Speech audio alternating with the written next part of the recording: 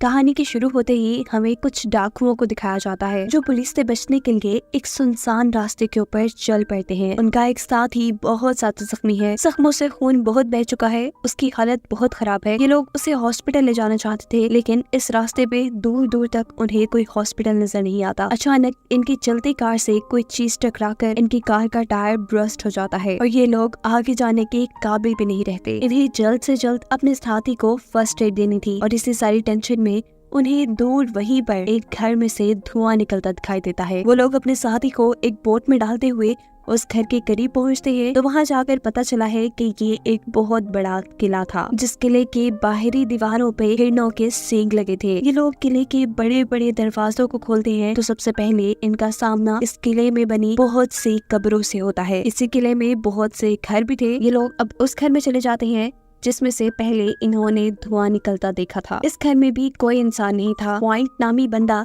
इस घर को चेक करने के लिए जाता है, जहाँ नीचे उसे एक किचन और एक छोटा कमरा मिलता है जिसमें बहुत से लोगों के स्केचेस बने थे। इससे पहले कि वो कुछ सोचते कि यहाँ क्या होता है, उनका साथी ऊपर दर्द से चिल्लाने लग जाता है।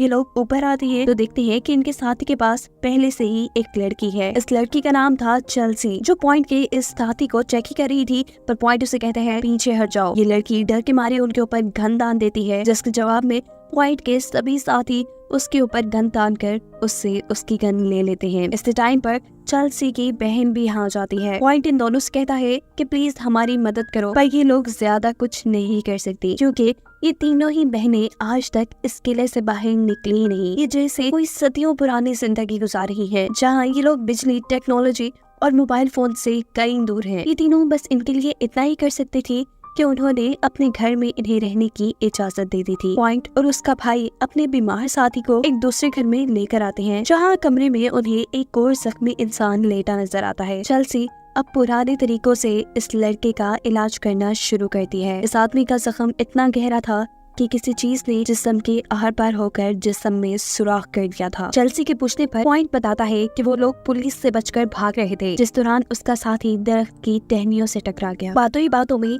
चेल्सी पॉइंट को ये बताती है कि वो आज तक इस किला से बाहर नहीं गई। वो चाहती है कि बाहर जाकर वो इस पूरी दुनिया को देखे, समुद्र को, रेत को, हर चीज को। जिसके बाद अब चेल्सी पॉइंट से कहती है कि तुम जाकर खाना खा लो, मुझे बस अब इस आदमी की बॉडी पर टांके लगानी है। पॉइंट यहाँ से चला जाता है और हम देखते हैं कि चेल्सी उसके जख्मों को सीने के साथ उसके होठों को भी सी चुकी थी। सीन कट होकर दिखाया जाता है कि चेल्सी की दूसरी बहन पॉइंट के एक साथी को लेकर स्टोर रूम तक आई थी, जहाँ से उन्हें पॉइंट के साथियों के लिए कुछ बिस्तर लेने थे। लेकिन यहाँ आकर ये लड़की इस आदमी को एक बिस्तर पे लेट जाने को कहती है। वो असल में बिस्तर नहीं था, एक ट्रैप था, जिसपे लेटते ही वो आदमी एक गड्ढे में गिर चुका था। कि लड़की होशियारी दिखाते हुए ऊपर से इसका ढक्कन बंद करके यहाँ से चली जाती है। पॉइंट का एक साथी तो जख्मी था, दूसरे साथी को चेल्सी की बहन यहाँ बंद कर चुकी थी। अब दिखाया जाता है कि पॉइंट और उसके भाई ये खाने के टेबल पे थे, जहाँ चेल्सी की तीसरी बहन से पॉइंट का भाई काफी बातें करने की कोशिश करता है, लेकिन वो लड़की कोई जवाब नहीं देती।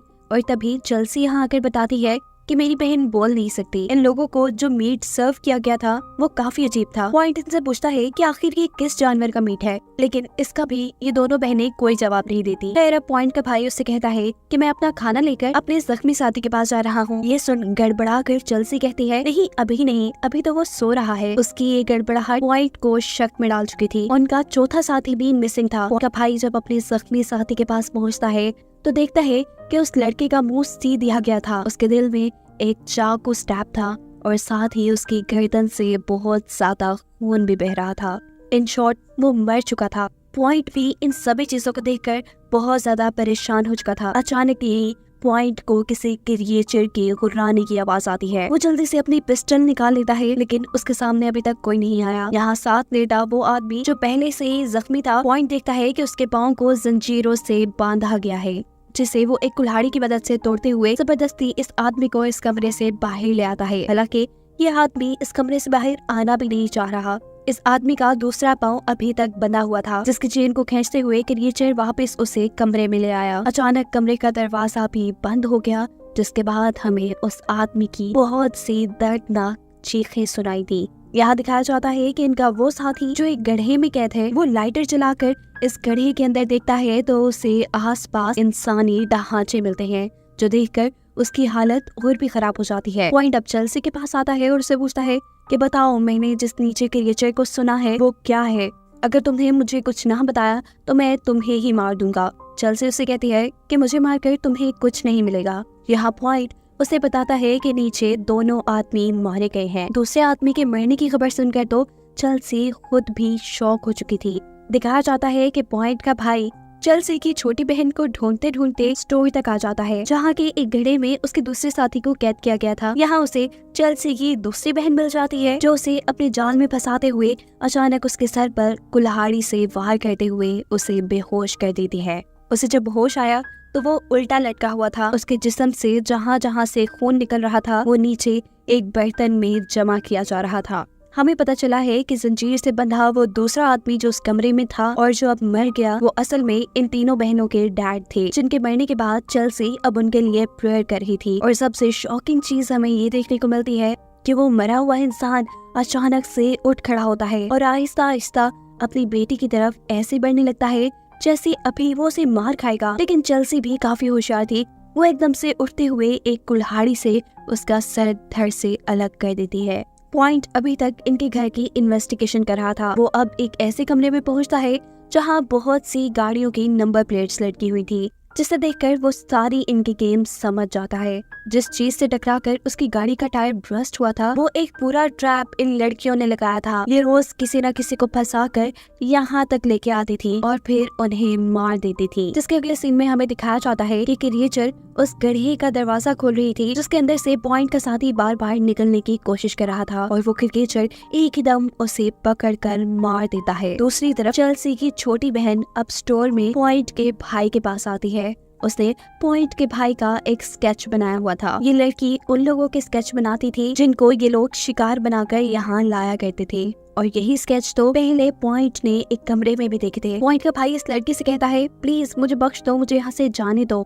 इसी दौरान यहाँ पर उस लड़की को क्रिएचर की आवाज आती है। वो यहाँ से भाग जाती है और दिखाया जाता है कि वो क्रिएचर आकर पॉइंट के भाई के ऊपर उल्टा लटक कर उसका खून पी रहा है। और ये सब पॉइंट भी देख चुका था, जो अपने भाई को ढूंढते ढूंढते यहाँ आया था। इससे पहले कि अब वो क्रिएचर पॉइंट के ऊपर भी हमला करता, पॉइंट उसे गोलियों से छिल्ली करना शुरू कर देता है। और यहाँ हमें पहली मर्तबा उस क्रिएचर का चेहरा दिखाया जाता है। वो एक वैम्पायर था जिसके मुंह पे इस वक्त पॉइंट के भाई का खून लगा था। इस क्रिएचर के यहाँ से जाने के बाद पॉइंट ने अपने भाई को ऊपर से उतारा और इतने में ही यहाँ चेल्सी की छोटी बहन अपने हाथ में कुल्हाड़ी ले आ गई।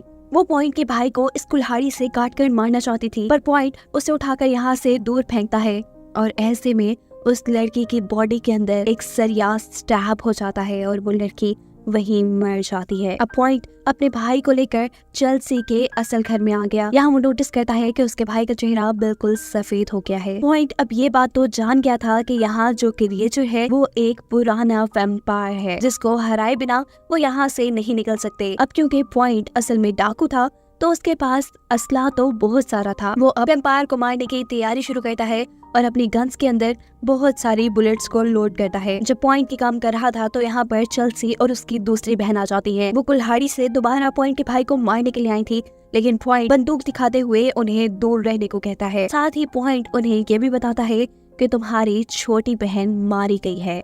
ये सुन वो दोनों शॉक हो जाती हैं और अब चेल्सी बड़े आराम से पॉइंट को समझाती है कि तुम्हें अपने भाई को मारना पड़ेगा, वरना कुछ ही देर में ये भी एक वैम्पायर बनकर जाग जाएगा और तुम्हें ही काटने लगेगा। तुम चाहे तो इसे जला दो या इसके दिल के ऊपर वार करो या इसकी गर्दन काट दो, कुछ भी करो, इसे बस मार दो। जब पॉइंट उनकी बात नहीं मानता तो चेल्सी यहाँ उन्हें अपनी कहानी सुनाती है। वो बताती है कि जब वो लोग रोमानिया से यहाँ आए तब वो वैम्पायर इनके अंदर कहीं छुप कर यहाँ आ गया। इस वैम्पायर से दुनिया को बचाने के लिए इन सब लोगों ने मिलकर दुनिया से दूर ये किला बनाया।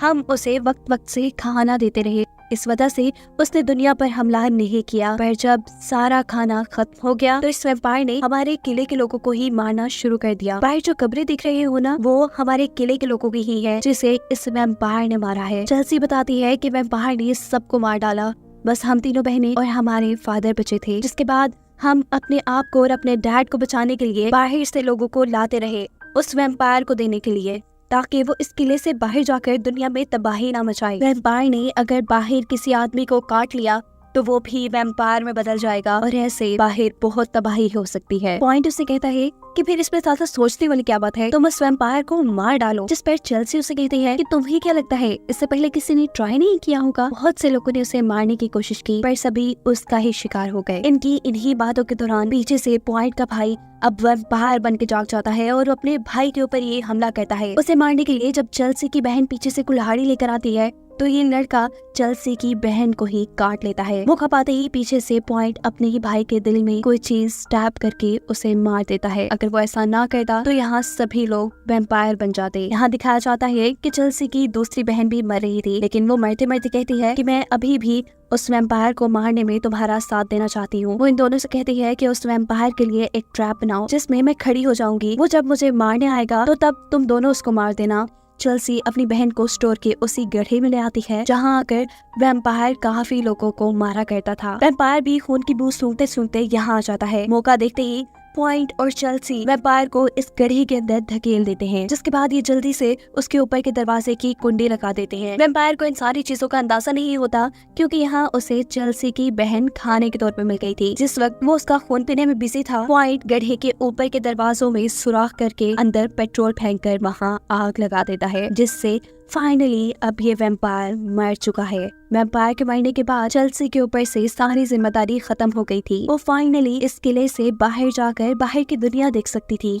उसने अपने किले के दरवाजे खोल दिए थे। वो यहाँ से बाहर जाने वाली थी, लेकिन तभी वो देखती है कि पॉइंट के कंधे पर वैम्पायर के काटने के निशान है। यानी कुछ ही देर में अब पॉइंट भी एक वैम्पायर बन जाएगा और चेल्सी को अब इसे भी खत्म करना पड़ेगा। और इसी वजह से चेल्सी दोबारा अपने किले के दरवाजे बंद कर देती है और ये कहानी यही खत्म हो जाती है।